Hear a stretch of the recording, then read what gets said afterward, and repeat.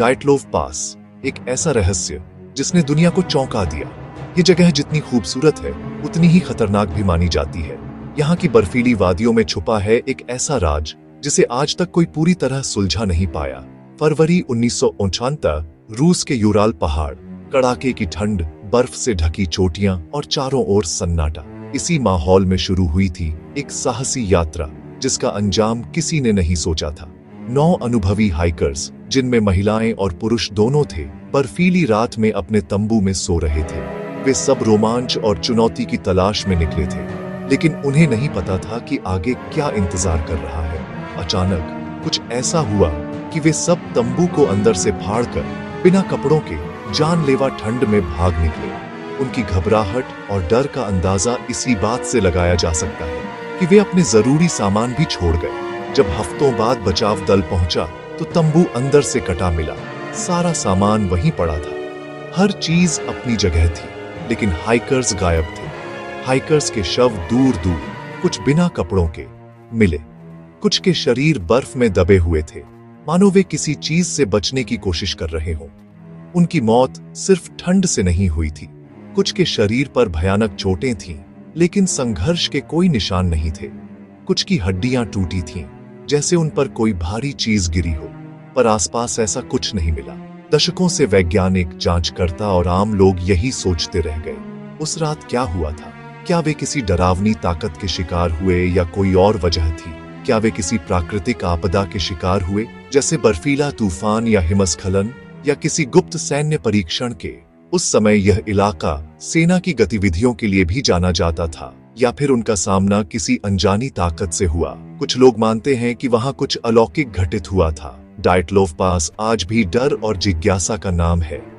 यहां जाने से पहले लोग कई बार सोचते हैं, विज्ञान की तरक्की के बावजूद कुछ रहस्य और गहरे होते जाते हैं। हर नई खोज के साथ सवाल और बढ़ जाते हैं। इस कहानी में हम उन थ्योरीज और सबूतों को देखेंगे जो इस घटना से जुड़े हैं। क्या कोई सुराग हमें सच के करीब ले जा सकता है? चलिए जानते हैं डाइटलोव पास की अनसुनी कहानी और उस रात के रहस्य से पर्दा उठाने की कोशिश करते हैं। कहानी शुरू होती है 23 जनवरी 1929 को। यूराल पॉलिटेक्निक के 9 छात्र और एक अनुभवी गाइड इगोर डाइटलोव के नेतृत्व में ऑटोटेन पर्वत की चढ़ाई के लिए निकले। सभी युवा, अनुभवी और रोमांच के शौकीन थे। यूरी युडिन, 10वें सदस्य, बीमारी के कारण लौट गए और वही अकेले बचे। बाकी सभी, जिनमें 7 पुरुष और 2 महिलाएं थीं, आखिरी सफर पर निकल पड़े। सफर के दौरान वे डायरी लिखते, तस्वीरें खींचते रहे। उनकी आखिरी तस्वीरों में वे खुश और उत्साहित दिखते हैं। 1 फरवरी को वे मौत का पहाड़ खोलात सियाखल की ढलान पर पहुंचे और तंबू लगाया। खराब मौसम के कारण उन्होंने खुले ढलान पर ही कैंप किया। डायरी की आखिरी एंट्री में कोई खतरे का जिक्र नहीं था। सब कुछ सामान्य लग रहा था, लेकिन उसके बाद वे कभी जिंदा नहीं मिले। कल्पना कीजिए, बर्फीली रात, तंबू के अंदर 9 दोस्त। बाहर तेज हवाएं चल रही हैं, तापमान 0 से नीचे है और हर कोई अपने अपने स्लीपिंग बैग में दुबका हुआ है। वे थके हुए हैं, लेकिन सुरक्षित महसूस कर रहे हैं, क्योंकि तंबू ही उनका एकमात्र सहारा है। अचानक कुछ ऐसा हुआ कि वे सब दहशत में तंबू को अंदर से काटकर भाग निकले, बिना कपड़ों के, बिना जूतों के। ऐसा क्या हुआ होगा कि अनुभवी ट्रेकर्स ने अपनी सुरक्षा छोड़ दी? उनकी घबराहट इतनी थी कि वे अपने जरूरी सामान तक नहीं ले पाए। जांचकर्ताओं को तंबू आधा बर्फ में दबा और फटा मिला। तंबू के कपड़े पर अंदर से कट के निशान थे, जिससे साफ था कि वे बाहर निकलने के लिए बेताब थे। सारा सामान अंदर ही था, कपड़े, जूते, खाना और जरूरी औजार। किसी ने भी कुछ भी साथ ले जाने की कोशिश नहीं की। बाहर बर्फ पर नंगे पैरों के निशान जंगल की ओर जाते थे, ज्यादातर शांत, एक ही दिशा में। ऐसा लग रहा था जैसे वे घबराहट में भी एक साथ रहना चाहते थे। 500 मीटर दूर एक देवदार के पेड़ के नीचे 2 लाशें मिली, सिर्फ अंडरवियर में, हाथों पर जलने के निशान। शायद वे आग जलाकर खुद को बचाने की कोशिश कर रहे थे। पास में आग के अवशेष थे, लेकिन वह भी बुझ चुकी थी। ठंड और डर ने उनकी जान ले ली। पेड़ और तंबू के बीच 3 और शव मिले, ऐसे पोजीशन में जैसे वे तंबू लौटने की कोशिश कर रहे हो। शायद वे मदद या गर्मी की तलाश में वापस जा रहे थे। 2 महीने बाद बाकी 4 शव एक खाई में बर्फ के नीचे मिले। इनकी हालत और भी रहस्यमयी थी।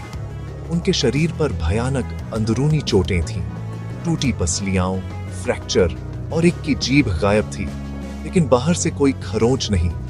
ये सब देखकर जांचकर्ता भी हैरान रह गए कि आखिर तंबू के अंदर उस रात क्या हुआ था। जब डायटलोव ग्रुप तय समय तक नहीं लौटा तो परिवारों ने खोज शुरू करवाई। 26 फरवरी को बचाव दल को ढलान पर वीरान तंबू मिला, आधा बर्फ में दबा, अंदर कोई नहीं। तंबू में जूते, कपड़े, सामान सब पड़ा था। बर्फ पर पैरों के निशान जंगल की ओर जाते थे। जंगल में देवदार के पेड़ के नीचे पहली 2 लाशें मिली। अगले कुछ दिनों में 3 और शव मिले, तंबू की ओर लौटते हुए। इन 5 की मौत का कारण हाइपोथर्मिया बताया गया।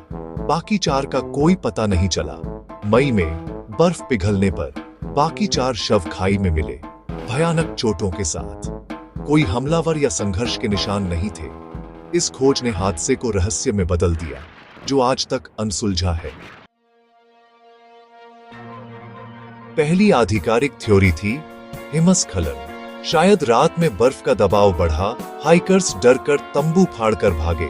यह थ्योरी बताती है कि वे जल्दबाजी में क्यों भागे, कपड़े जूते क्यों छोड़ गए। लेकिन उस जगह हिमस्खलन के कोई सबूत नहीं मिले। ढलान का कोण भी कम था, तंबू पूरी तरह दबा नहीं था। पैरों के निशान घबराहट के नहीं बल्कि शांत चलने के थे। गंभीर चोटें भी हिमस्खलन से मेल नहीं खाती। 3 हाइकर्स की लाशें तंबू की ओर मिली। अगर हिमस्खलन था तो वे वापस क्यों जाते? हिमस्खलन थ्योरी कुछ सवालों के जवाब देती है, लेकिन कई रहस्य छोड़ जाती है। हिमस्खलन थ्योरी पर सवाल उठे तो सामने आई गुप्त सैन्य परीक्षण की थ्योरी। शीत युद्ध के दौर में यूराल पहाड़ गुप्त हथियार परीक्षण के लिए आदर्श जगह थे। घटना की रात पास के ग्रुप ने आसमान में नारंगी रोशनी देखी। क्या यह मिसाइल या रॉकेट परीक्षण था? कुछ मानते हैं धमाके की आवाज और दबाव से हाइकर्स डरकर भागे। शॉक वेव से अंदरूनी चोटें आईं। कुछ कपड़ों पर रेडिएशन मिला। क्या यह किसी न्यूक्लियर परीक्षण का असर था? हालांकि कोई ठोस सबूत या सरकारी रिकॉर्ड नहीं मिला। अगर सैन्य परीक्षण था तो इलाके को सील क्यों नहीं किया गया? यह थ्योरी भी कई सवाल छोड़ जाती है।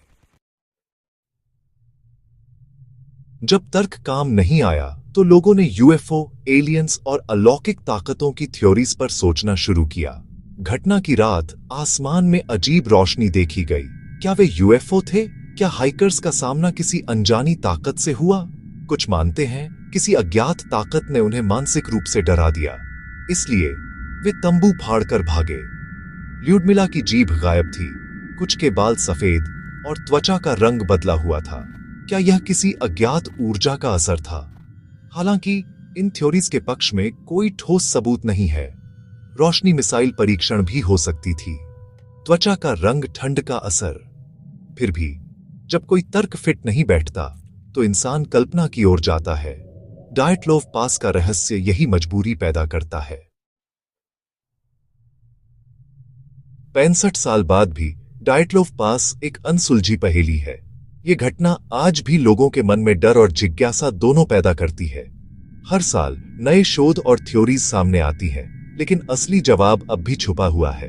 2019 में केस फिर खुला, लेकिन सरकार ने फिर हिमस्खलन को ही वजह बताया, जो विशेषज्ञों को संतुष्ट नहीं कर पाया। कई वैज्ञानिकों और खोजकर्ताओं ने इस निष्कर्ष पर सवाल उठाए, क्योंकि कुछ सबूत हिमस्खलन की थ्योरी से मेल नहीं खाते। क्या उस रात कोई अनजानी प्राकृतिक घटना हुई थी, जैसे इंफ्रासाउंड, जो डर और घबराहट पैदा कर सकता है? या फिर कोई और रहस्यमयी ताकत थी जिसने उन नौजवानों को मजबूर किया कि वे अपनी टेंट छोड़कर बाहर भागे? ये थ्योरी भी गंभीर चोटों की व्याख्या नहीं कर पाती। कुछ चोटें इतनी असामान्य थीं कि विशेषज्ञ भी हैरान रह गए। क्या ये चोटें किसी बाहरी ताकत का संकेत है या फिर बर्फ के दबाव का नतीजा? डायटलोव पास की कहानी सिर्फ रहस्य नहीं, बल्कि उन नौजवानों की याद भी है जिन्होंने साहस की कीमत चुकाई। वे अपने सपनों को पूरा करने निकले थे, लेकिन उनकी यात्रा हमेशा के लिए एक रहस्य बन गई। उनकी डायरियां, तस्वीरें, मुस्कानें हमें याद दिलाती हैं कि वे सिर्फ एक केस नहीं बल्कि सपनों वाले इंसान थे। उनकी जिंदगी, उनकी उम्मीदें आज भी हमें इंसानियत और जिज्ञासा की मिसाल देती है।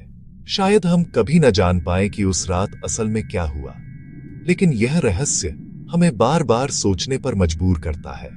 शायद सच इन सभी थ्योरीज का मिश्रण हो, या कुछ ऐसा जिसकी हम कल्पना भी नहीं कर सकते। डाएटलॉफ पास का रहस्य आज भी लोगों को आकर्षित करता है। हर साल लोग वहां जाते हैं, श्रद्धांजलि देने और रहस्य को महसूस करने।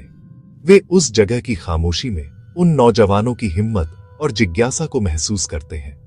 अब सवाल आपसे, आपको क्या लगता है, असल में क्या हुआ था? क्या आपके पास कोई नई थ्योरी है? अपनी राय कमेंट्स में जरूर बताइए, क्योंकि शायद किसी के पास उस रात के सच की कोई नई कड़ी हो।